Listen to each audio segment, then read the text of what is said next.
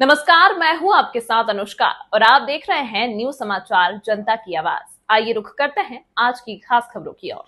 वासनी मंदिर कॉरिडोर हुआ वाईफाई से लैस, नगर विकास मंत्री ए के शर्मा ने किया उद्घाटन। मिर्जापुर बड़ी खबर। नगर विकास एवं ऊर्जा मंत्री ए के शर्मा सोमवार को मां विंध्यवासिनी धाम पहुंचे। मां विंध्यवासिनी के दर्शन पूजन के उपरांत मंदिर प्रांगण में आयोजित कार्यक्रम में पहुंचे, जहां नगर पालिका अध्यक्ष श्याम सुंदर केसरी द्वारा अंग वस्त्र और मां विंध्यवासिनी का चित्र देकर उनका स्वागत और अभिनंदन किया।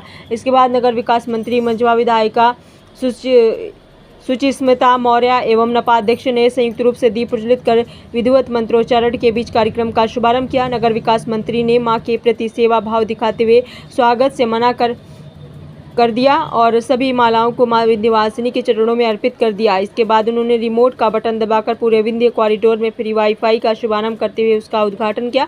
इस मौके पर कैबिनेट मंत्री ए के शर्मा ने कहा कि मां विंध्यवासिनी का धाम मेरे लिए परम पवित्र और पूज्य है। बचपन से ही इस धाम में अपने माता पिता के साथ आता रहा हूं।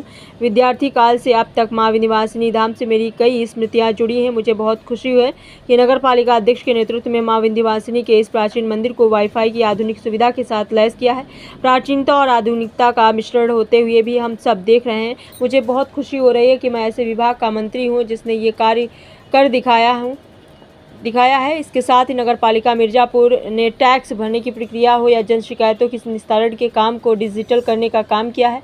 बहुत गर्व और हर्ष का विषय है कि राज्य के अंतिम छोर पर बैठे इस पालिका ने डिजिटल इंडिया को आगे बढ़ाते हुए आधुनिक और मॉडर्न बनाने का काम किया है। मैं इस कार्य के लिए नपाध्यक्ष और उनकी पूरी टीम को बधाई देता हूँ। साथ ही इस मौके पर नपाध्यक्ष ने कहा कि विंध्य कॉरिडोर में फ्री वाईफाई सुविधा से आने वाले श्रद्धालुओं और क्षेत्र के लोग इसका लाभ उठा सकेंगे। नगर के कई क्षेत्रों में फ्री वाईफाई सुविधा का लाभ लोग पहले से ही उठा रहे हैं। अभी प्रमुख स्थानों का चिन्हीकरण कर उसे वाईफाई से लैस किया जा रहा है। नगर पालिका परिषद मिर्जापुर पीएम मोदी के डिजिटल इंडिया को आगे बढ़ाने के लिए प्रतिबद्ध है। नगर के लोग अब एनडीएस नगर पालिका डिजिटल सेवा ऐप के माध्यम से अपना कर जमा कर रहे हैं। सबके सहयोग से पालिका पूरी तरह से डिजिटल की ओर बढ़ रही है। तो आइए देखते हैं आगे की रिपोर्ट राजू यादव के साथ। सर दर्शन एक मिनट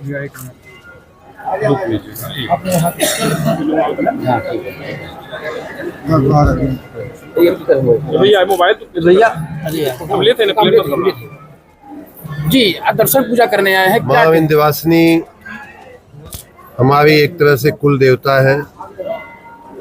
हमारे पूर्वज विशेष करके हमारे पिताजी भी यहाँ आते थे, उनके साथ भी हम लोग कई बार आए हैं, माँ के साथ आए हैं। उसके बाद प्रयाग में अपने विद्यार्थी जीवन के काल में भी मैं अनेक बार यहाँ आता था। हर 2 महीने 3 महीने 4 महीने पे यहाँ आता था। माँ की बहुत कृपा रही है हमारे जीवन पे। माँ विंध्यवासिनी के धाम से ही हमारे जीवन में जो भी मिला है वो मिला है। आज पुनः एक बार यहाँ आकर के उनके चरणों में, माँ के चरणों में शीश झुकाने का अवसर मिला, मैं धन्य हुआ।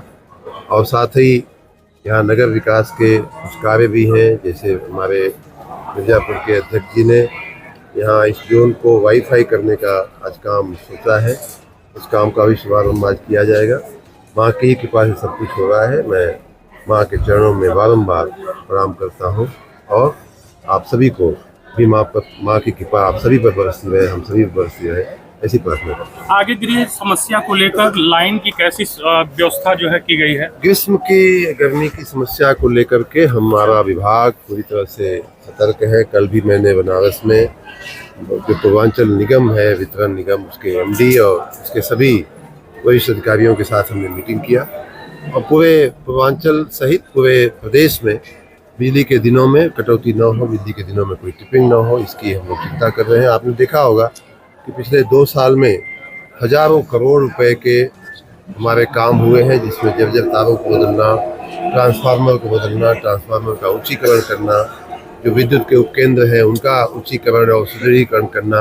इस समय भी वर्तमान में भी एक बहुत बड़ा मेंटेनेंस का हमारा अनुरक्षण का अभियान चल रहा है, जिसमें ट्रांसफार्मर में तेल भरने से लेकर के फ्यूज चेक करने तक की पूरी प्रक्रिया हम लोग कर रहे हैं कि कहीं भी किसी भी कारण से कोई टिपिंग न हो। कल संयोग से कोई गाड़ी एक खम्भे में लड़ गई। मैं बनारस में था जी और मैं सर्किट हाउस में था।